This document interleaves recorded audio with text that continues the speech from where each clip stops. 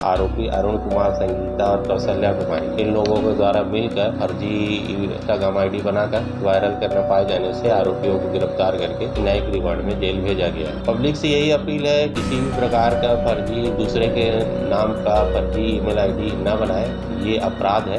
बिलासपुर जिले के कोतवाली थाना में इंस्टाग्राम पर फर्जी आईडी बनाकर अश्लील वीडियो और कमेंट वायरल करने का मामला सामने आया है। इस मामले में एक युवक की छवि खराब करने वाले 3 आरोपियों को पुलिस ने गिरफ्तार कर लिया है। मामला सिटी कोतवाली थाना क्षेत्र का है, जहां गोंडपारा निवासी अरुण उपाध्याय ने 1 अप्रैल को सिटी कोतवाली में रिपोर्ट दर्ज कराई थी कि किसी अज्ञात व्यक्ति ने उनके नाम से फोटो और मोबाइल नंबर का उपयोग कर इंस्टाग्राम पर फर्जी आईडी बनाई है और आईडी के माध्यम से तरुण के परिवार, मंगेतर और दोस्तों की तस्वीर डालकर आपत्तिजनक व अश्लील टिप्पणी की गई। इससे पहले भी उनके मोबाइल से फर्जी चैटिंग कर बदनाम करने की कोशिश की गई थी, जिसे साइबर सेल द्वारा बंद कराया गया था।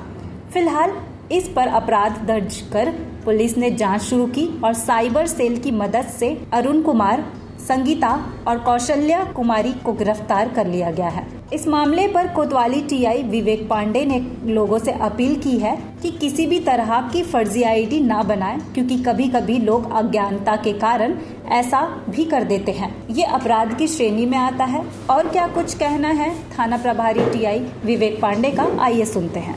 इसमें आरोपी अरुण कुमार, संगीता और कौशल्या कुमारी, इन लोगों के द्वारा मिलकर फर्जी इंस्टाग्राम आईडी बनाकर वायरल करने पाए जाने से आरोपियों को गिरफ्तार करके न्यायिक रिमांड में जेल भेजा गया है। पब्लिक को क्या अपील करना चाहेंगे, सब बताओ। पब्लिक से यही अपील है कि किसी भी प्रकार का फर्जी दूसरे के नाम का फर्जी ईमेल आईडी न बनाए, ये अपराध है और ऐसा करने से आप कानूनी अपराध के दायरे में आ सकते हैं और आपके विरुद्ध वैधानिक कार्रवाई हो सकती है। कई बार क्या है कि लोग अज्ञाततावश दूसरे के नाम से या फर्जी नाम से आईडी बना देते हैं और कुछ फ़ोटो या कमेंट्स लिखकर, दूसरे की फ़ोटो या कमेंट्स लिखकर या कभी कभी एडिट करके वायरल कर देते हैं।